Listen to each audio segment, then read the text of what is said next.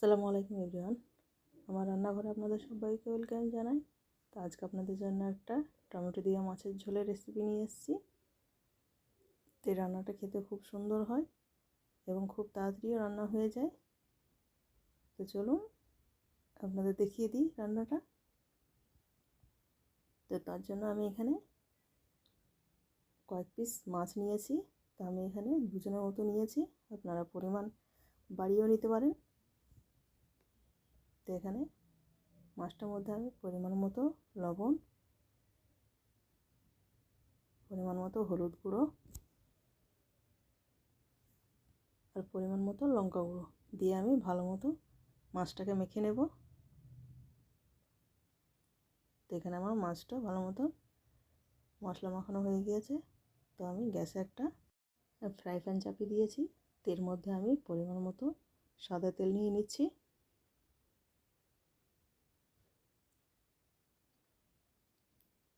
তো তেলটাকে আমি ভালো মতো গরম করে নেব।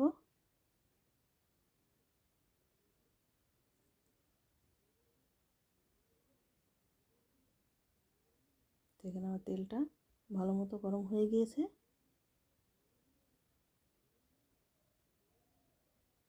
তো এখন মাছগুলো আমি একটা একটা করে দিয়ে ভালো মতো আমি ভেজে নেব।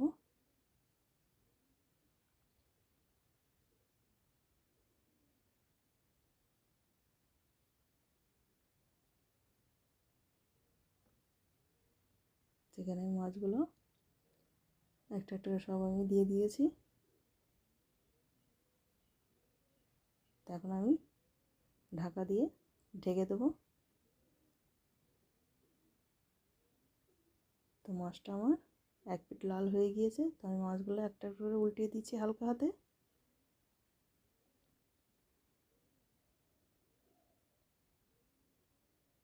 দিয়ে আমি ভালো মতো লাল করে ভেজে নেব। তো এখানে আমার মাছগুলো সব ভাজা হয়ে গেছে। তো আমি এটাকে একটা পাত্রে উঠিয়ে নিচ্ছি। তো আমি ওই ফ্রাই প্যানের মধ্যে আমি কিছু পরিমাণে সরিষার তেল ব্যবহার করছি।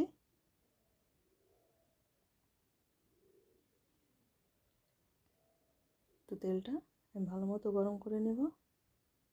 তো এখানে তেলটা আমার গরম হয়ে গেছে। তো আমি একটা মোটা সাইজের পেঁয়াজ আমি বেটে নিয়েছিলাম। তো এখানে আমি দিয়ে দিচ্ছি।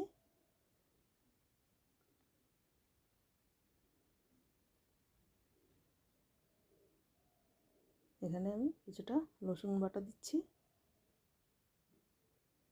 আর এখানে আমি কিছুটা জিরে আর গোলমরিচ একসঙ্গে বেটে নিয়েছিলাম। তো আমি এটা অল্প পরিমাণে দিয়ে দিচ্ছি। কিছুটা কাঁচা লঙ্কা কুচি দিয়ে দিচ্ছি। দিয়ে ভালো মতো আমি একটু ভেজে নেব।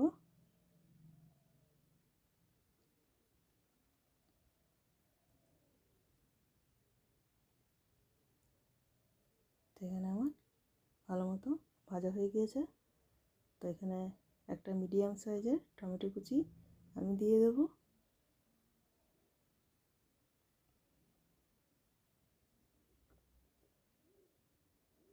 এর মধ্যে আমি পরিমাণ মতো লবণ, পরিমাণ মতো হলুদ গুঁড়ো, পরিমাণ মতো লঙ্কা গুঁড়ো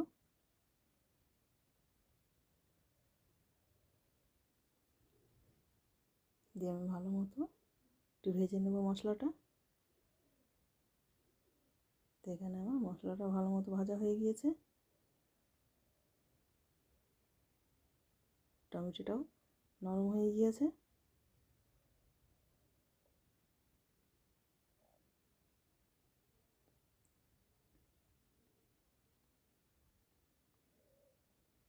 তো আমার মশলা থেকে তেল ছাড়তে আরম্ভ হয়ে গিয়েছে। তো আমার মশলাটা ভালো মতো ভাজা হয়ে গিয়েছে। তো এখন এর মধ্যে আমি পরিমাণ মতো জল দিয়ে দিচ্ছি।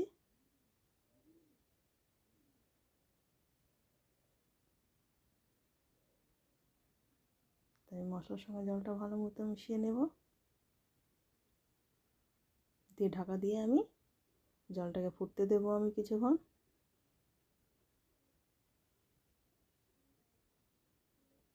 এখানে আমার ফুটে গিয়েছে।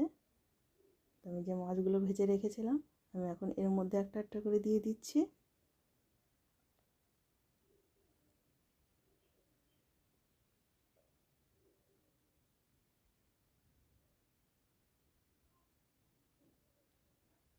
তো আমি এখানে মাছগুলো সব দিয়ে দিয়েছি। তো এখন মাছটা আমি ভালো মতো চারিদিকে আমি ছড়িয়ে দিয়ে আবারও কিছুক্ষণ ঢাকা দিয়ে রেখে দেবো মাছটাকে।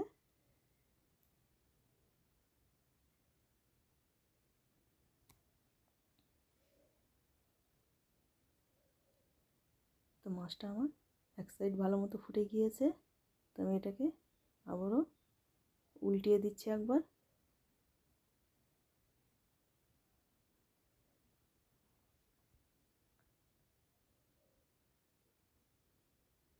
মাছগুলো সব উল্টানো হয়ে গিয়েছে।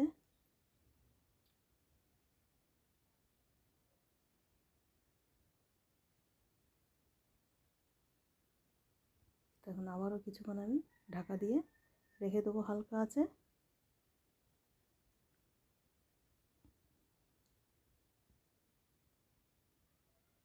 তো আমার মাছটা ভালো মতো ফুটে গিয়েছে।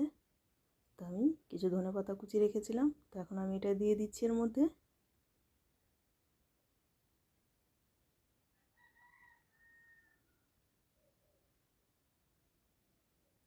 তো ধনেপাতাগুলো একটা চামচ দিয়ে আমি এর মধ্যে আমি ভালো মতো বসিয়ে দিচ্ছি,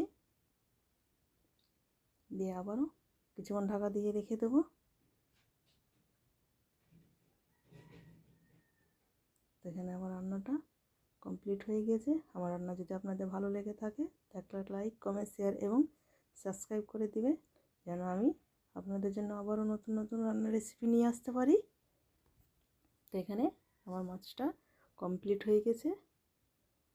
তো এইভাবে একবার রান্না করে খেয়ে দেখবেন।